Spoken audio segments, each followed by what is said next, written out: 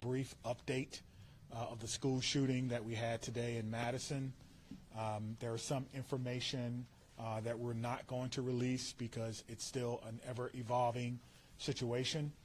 You'll hear from some of our representatives from our city and from our county, and behind me are a lot of people who came together today to make sure that the day ended well and that everyone else was safe. So with that being said, I'll go ahead and start my remarks. Today truly is a sad day for Madison and for our country. It is a day that I believe will live in our collective minds for a very, very long time. Here are the details. Today at 10:57 a.m., our team was called to the Abundant Life Christian School in reference to an active shooter. We know that 3 people are dead, including the suspect shooter. We know that the suspect shooter was a teenage student who attended the school. At this time, we're not releasing the age or gender of the student or any other identifying remarks about the student. 2 other people have died. That died were a teacher and a teenage student. 6 other people were injured. 2 students are now in critical condition in the hospital, and these injuries are considered life-threatening injuries. 4 students are also at other area hospitals with non-life-threatening injuries. But these are just the physical injuries that we know about. We know that this was the middle of the day, of a school day, and so there will be other injuries that we'll have to face for a very, very long time. And we're going to do everything we can as a community to heal those injuries as well. Many of you have asked me about the why of this. Why did this happen? What do we know? What was the motivation? I do not know. But I will tell you this, our detectives are working hard in the investigative process to find out as many answers as we can so that we can further prevent these things from happening, not only in this community, but in other communities around our country. I think we can all agree that enough is enough.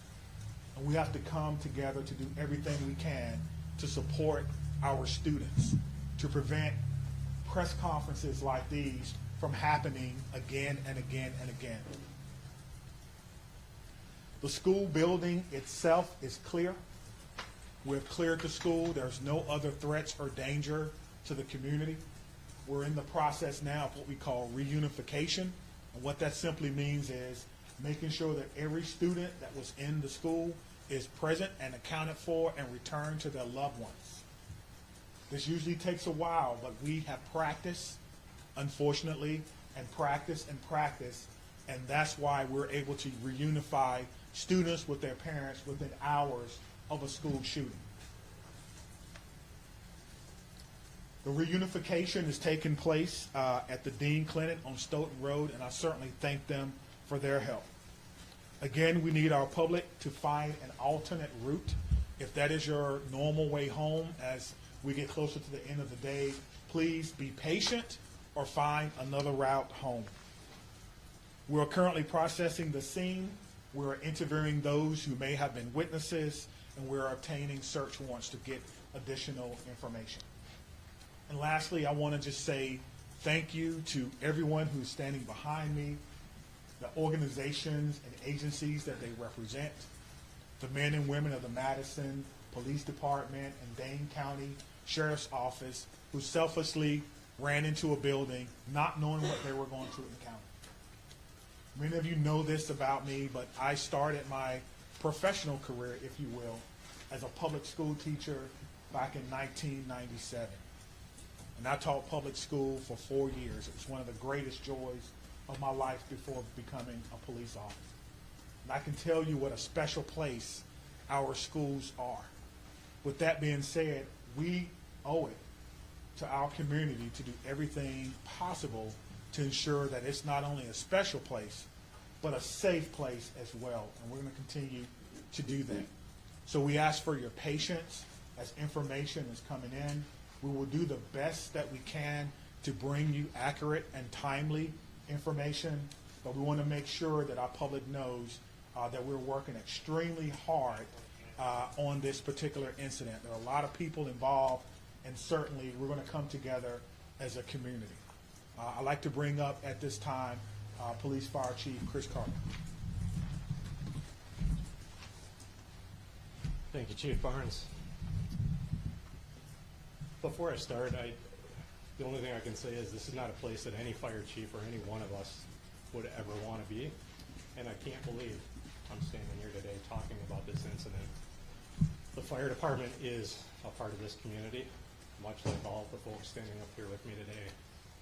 Our hearts are with and our arms are around everybody impacted today and everybody within our community. With that, I won't repeat the details shared by Chief Barnes, but I will share with you the fire department activity for today.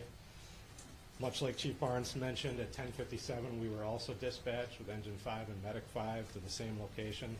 Throughout the course of the incident, we responded with 5 engine companies, 4 ladder companies, 15 ambulances. I would like to take a moment and share our gratitude for our county partners throughout a multitude of EMS and fire agencies that joined us in the response today. We also had 11 off-duty chief officers that came in on this response. So it was a tremendous response from the fire department. We transported 4 patients to St. Mary's. We transported 3 patients to the University of Wisconsin hospitals.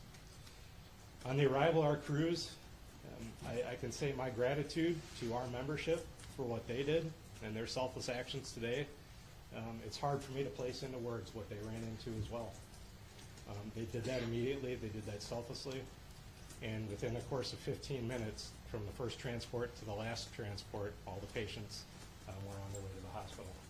So to our membership within the Madison Fire Department and within all the emergency services, my gratitude, my recognition of the work put into practice. One more time on behalf of the Madison Fire Department, our hearts are with you, our arms are around you, and we will be with you throughout the duration of this. At this point, I'll step aside, turn it over to the mayor. Thank you, Chiefs, both of you. This is an incredibly sad day for our community. As you've heard, there is no danger to the community at this time, but our entire community has been impacted by this tragic incident. On behalf of the Common Council and the City of Madison staff, I want to offer our heartfelt condolences to the victims and families and to the whole Abundant Life community. Our focus now is on supporting them and supporting the victims and their families. And we will continue to do that through the coming days and weeks. I also want to thank our first responders, the police, fire, the medical staff, for their quick action and their life-saving efforts.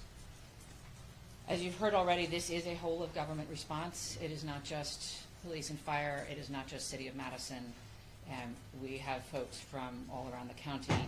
We have folks from multiple agencies engaged in both the initial immediate response and the ongoing support, and will be engaged for days and weeks to come. I also want to thank the White House and the governor and others in the federal government and state government for reaching out to offer their support and help, and we will be drawing on resources as needed going forward.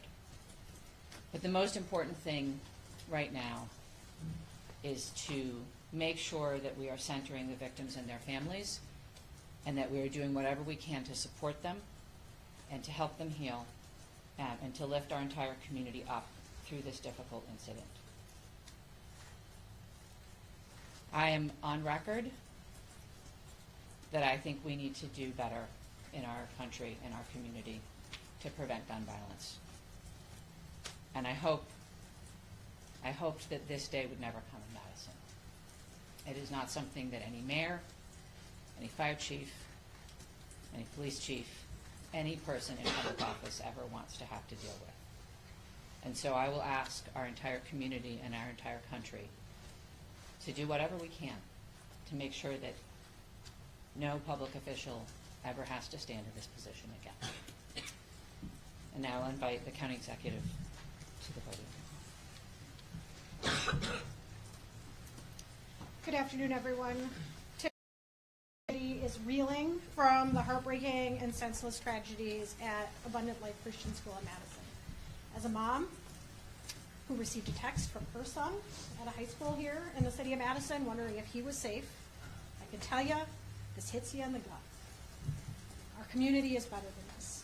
Our country is better than this. It cannot continue. My heart goes out to the victims and their families and the students and the educators, and the list goes on and on. Every one of us is affected by this unimaginable and unacceptable violence that has hit our community today. Dane County stands united in grief with the Abundant Life Christian School community. The Sheriff's Department, the Department of Emergency Management, Department of Human Services have all been on the front lines. My phone has been can do to help our community. And right now, it is our time to be committed to supporting this school, these students, and these families, and our first responders who went into that building during this devastating time. We must work closely with our law enforcement officers and first responders, mental health professionals, community leaders, and policymakers to ensure that we are taking care of one another. No community should ever have to endure such a tragedy. And my administration is going to do everything that it can to provide assistance to those who have experienced this devastating loss, and also do everything that we can to prevent such tragedy from occurring. To all of those who are grieving in our community, please know that you're not alone. Dane County stands with you. We're here to support you in any way possible. Please reach out and ask for help. The governor's office, as well as the mayor's office, and I will continue to update the public as we learn more. But please understand, there are many things that we cannot share with you right now. This is an active investigation. This is an active case. The SSM Health Clinic near the intersection of Buckeye Road and Stoughton Road is the reunification center. I know that that has been out, but we need to make sure that folks know where it is that they can go to be reunited with their children. Again, in the coming days, we are going to make sure that we are supporting those that have been most impacted by this. But folks, reach out, ask for help. This does not need to be the reality of our community. Thank you. All right, let's start over here with questions. Just Can raise your you hand. tell us, how did this unfold? Give us a bit of a timeline, how you all this Sure. We received a call at approximately 10:57 a.m. Someone from the school called 911 to report that there was an active shooter. That means something different to us, obviously. There's different protocols that go out, tone alerts even, so that even if officers are busy doing other things, they respond. One of the things that I do want to note is that our training center is about 3 miles from there. We have special event team medics. Those that work with the fire department day became an actual day. And so that's how this call originally came. Nicholas, did you have a question? What can you tell us, if anything, more about the shooter and what their motivations were, or have you made contact with their family members? Anything updated on that? Sure, there's nothing new that I can tell you about the shooter at this time. Again, as difficult as today is, that's still someone's child that's gone. That's still someone that has to deal with what happened today. And so we want to make sure that we can ensure as much cooperation as we can. You asked me about why, as I stated before. I don't know why. And I felt like if we did know why, we could stop these things from happening. But what I will tell you is, as soon as we are done with the investigation, any information that we uncover that will not compromise the safety of anyone involved or compromise the confidentiality of any of these children that are involved, we'll tell you. I just ask for your patience. All right, over there. Sorry. Go right ahead. We know it was a handgun. We know a handgun was recovered. All right, sit down right there. Confined to one classroom, or did it spread out? We know it was confined to one space. I do not know if it was a classroom or a hallway. One of the things that we've gotten very good at, certainly different from in my day, is that if you do not need to be in a crime scene, you do not need to go to a crime scene. And so the crime scene and those persons who are involved, they have that crime scene locked down. I did not go or enter into that crime scene. But if you can imagine, most schools, the students go together, but they are segregated. So on each different floor, in each different group. And so there's no evidence that anyone else was injured that was not in that age group. Danielle? What can you say at this time about how school staff responded? I cannot speak to how the school staff responded. We did have injuries, but could have always, of course, had additional injuries. I do not know what the school's protocols are. Again, this is a private Christian school. I know that we have a very good rapport with MMSD, Madison Metropolitan Schools, public schools. So we have done trainings for them before, but I would assume that most of the teachers have the same or some similar type of training as a part of their certification. There's conflicting reports online about how many students are enrolled at the school. Can you confirm approximately how many students? I do not know how many students attend the school, but their website says that they serve about 200 families. Right in the back, White?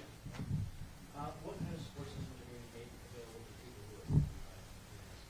That's a good question. As you heard from our mayor and our county exec, we have services within our government that will be made available to them. I have a lot of confidence that they're going to follow through on that, and we'll make sure that persons who need to. You guys want to speak to that?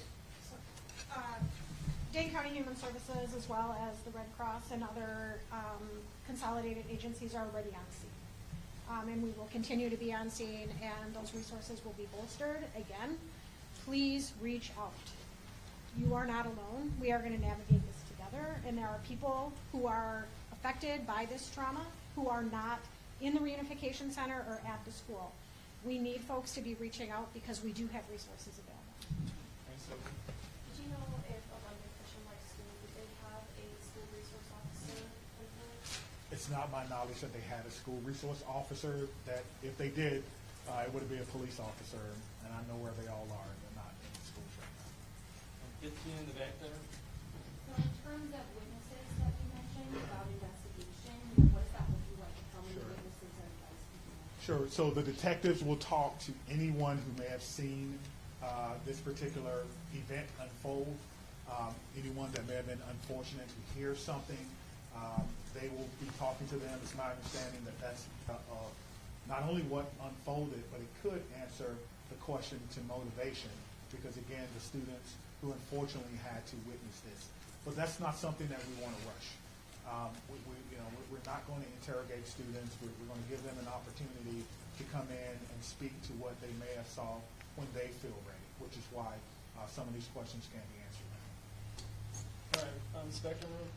How do you reassure the community that it's still okay to go back to school? I mean, everybody's got kids, and I think, maybe it happened in this school, but there's everybody that's got kids anywhere like this in Dane County. It's gonna be hard. Yeah, I think you're asking me, how can I say 100% that no child will ever be harmed in school?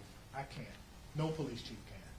But all I can tell you is that we have systems in place so that if something happens, we can respond like we did today. I can tell you that our mayor and our county exec has committed resources to not only public health, but also mental health. I can tell you that every teacher that I've ever had contact with at MMSD cares deeply about their students. Every staff member, I talk to staff members all the time who tell me things that are going on in the schools and want to do whatever they can, even if it's unanimous, to let me know that they want to have a safe school. So my reassurance to the public is that if you see something, say something. If you know someone who may be going through a difficult time, please reach out to someone. And I think what I can do is make sure that our police department is transparent and open and honest and inviting for people to call and give information. I think MMSD does an excellent job of that. And the same thing can be said for any other private school. If you want to give information or you need someone to talk to, I can promise you we'll have someone there to get that information. All right, then? Understanding that this is a private school you may not be as familiar with, what can you tell us about some of the that's a good question. I've never been in this school, unfortunately. I'm not aware that there were metal detectors in the school. That's something that we can certainly look at. Most schools have some form of surveillance or public space cameras, but that will be, of course, part of the investigation process. Scott? Chief, can you clarify, you said 7 were injured, but 6 were hospitalized, does that mean one's been treated for disease? And secondly, was the shooter's family cooperating with the investigation? Yeah, so it's 2 questions, but let me try to handle the first one. So I'm trying to go back to my notes. So we do know that one person was pronounced at the scene, and so that may be the 7th person. But we can get you all that information just when we're done. I'll have my PIO give that to you so you can report it accurately. And what was your second question? Was the shooter's family cooperating? At this time, yes, So you have made contact with the shooter's family? we have. And what were the steps taken to do that? It's through the investigative process. Okay. Yeah. Is the shooter's home being searched for? Yes, we can hear you. Once we have identified, we have initiated a search, but we think that search is either ongoing now or that search may be concluded. Of course, it's about safety. That's the first thing. Making sure that people are safe, and then we'll go from there. This has been, an amazing day for everyone. And so if you have someone who is deceased, who may have been a shooter, you want to make sure that their family is okay. You don't know. And so that is what we're doing right now. It is about the safety of everyone. This is going to be a long day for the Madison Police Department. We just want some of your patience. Are you aware, had the school had any prior threats? And then just, jumping off of that, do you know if the shooter had any prior contact with law enforcement? We do not know that the shooter had any prior contact with law enforcement, but I did do a check of the school. There were some calls, but they were like 911 hang-ups, things of that nature. There was nothing that suggested that the school was a place that violence would occur. Chief, I know that you mentioned that the shooter died of a self-inflicted burn. Did that happen before officers arrived at the school, or when the shooter saw officers coming into the school? Yeah, so let me say that the cause and manner in which the shooter died will be determined by the inmate. But what I can tell you is the shooter was dead upon our arrival, police department arrival, and no officers fired their weapons. Okay? Lucas, what are these search warrants you're executing? Are they at the residence or like the device the shooter had? I'm sorry. The extent of the search warrant. Yeah, so the extent of the search warrant is to be able to go in a place that we don't have permission to be in and make sure that everyone is okay. And then if there's any evidence that we think we need to collect, we can only do that with the use of a search warrant. And so, again, we have to determine if there is evidence that we will need. Everyone wants to know what led up to this. Are there any additional threats to public safety? Is this person or was this person by themselves? There are a lot of questions that we want to answer, but we have to answer the safety questions first, and then we'll move on to some of the more investigatory questions. Are you in possession of any of the shooter's devices? I am not, no. Stephanie? I'm wondering about metal detectors. You mentioned in the first meeting that you were not a fan, but, and that this school probably doesn't have them, and do other schools that do? Do you think that that's something we should start talking about, metal detectors in schools? I guess the question is, would you want your child to go to a school with or without metal detectors? I can't answer that. I can't. Right now, it's not Yeah. without it. Yeah, absolutely. So the idea is to create the safest environment that we can without metal detectors. That is my answer.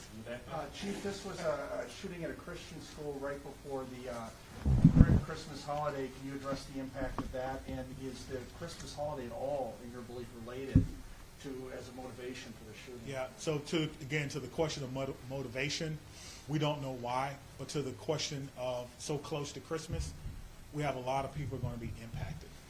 If it's a Christian school, then obviously our holidays, our Christian holidays are very important to the students, very important. It's a time for family. Students probably getting ready to go out on break, and now the break will be a little less about celebrating Christmas than more about celebrating perhaps friends and loved ones and staff members who perhaps lost their life. That's why I'm asking everyone to, of course, keep Abundant Life Christian school in your thoughts and in your prayers, and we'll get a couple more. Okay. Okay, real quick, Phoebe. So it's a private school that gave public money to the value system, so what has this revealed about maybe gaps in security or training for staff? And is that something you're thinking about other schools that are private, state public money to do, you know, the public schools when it comes to safety? Well, what I'm telling you is that in 1997, I began my professional career as a public school teacher. I taught history for 4 years before becoming a police officer. So I did not get far enough to take courses in administration and budgeting of schools. I don't know what governs private schools, if they receive money, where that comes from. That would probably be a question that you would probably need to ask someone who's more intimately involved in the school system and what their requirements are if they do receive that. But you could probably compare what has happened or what goes on, their security measures, with the security measures of any school in MSD, and then that will may give you an answer. That's a very Just one very quick follow-up. There, as you know, there has been some criticism of the law departments and their response to these school shootings, and it's particularly involving. How did that inform your game plan today, and how quickly were your officers able to go to the school? What were they told to do? Sure. We train on this, as I spoke about earlier. When officers arrive on the scene, they immediately go in, which we did in this case. Stop the threat, stop the killing, find the killer. That's how we train, and that's exactly what we did today. There's no waiting. There's no coordination of who's in charge. Everyone knows exactly what to do. I spoke about this earlier. We train on this constantly. Our commanders, including the fire chief and I, was in a commander's training less than 2 weeks ago, going over this exact same scenario for another fictional location. And so all of that came into play today, and our officers performed extremely well based on their training and based on the expectations that they know exactly what to do. Stop the threat, stop the killing, find the threat. Chief, was the, can we just do one more? What was the whether this was a current student? Hold on, right here. Thank you, all. Yeah. I think the questions have been asked, and victims and their families. I have 3 things to add. First of all, there is a lot that our community can and will do in the coming days to support the victims and their families, and we will have more information at future briefings. If anyone, and I would urge you all to include this in your stories, if anyone needs mental health support as a result of this incident and the coverage of it, I encourage them to reach out to 988 by phone or text and to get the mental health support that they need. It is incredibly important that we take care of our community in this very difficult time. We all have a role in preventing gun violence. Our entire community needs to be part of the solution here. There are many things that we can do, and we can have those conversations in coming days. But first and foremost, what needs to be a priority for all of us is supporting our young people. And that is where our community's attention needs to turn at this point in time. The police department, the fire department, the city, the county will share additional information about the investigation as it becomes available. But I urge you all to help our community find resources to support their mental health and to find resources to support the victims and families at this time. Thank you all. It'll be at cityofmadison.com. Me, Stephanie, and Cynthia will stick around and answer any other questions, folks. That's all. Let me say just before I go, because the mayor mentioned that this was a whole of government response. It certainly was, and there's so many people that we want to thank. We cannot thank everyone, but it's also a whole of law enforcement response. Even though we are in different agencies, we all have the same training, and so I want to thank our partners with the FBI who are here with me today, partners with the ATF, Dane County Emergency Management. Of course, we already talked about our fire department.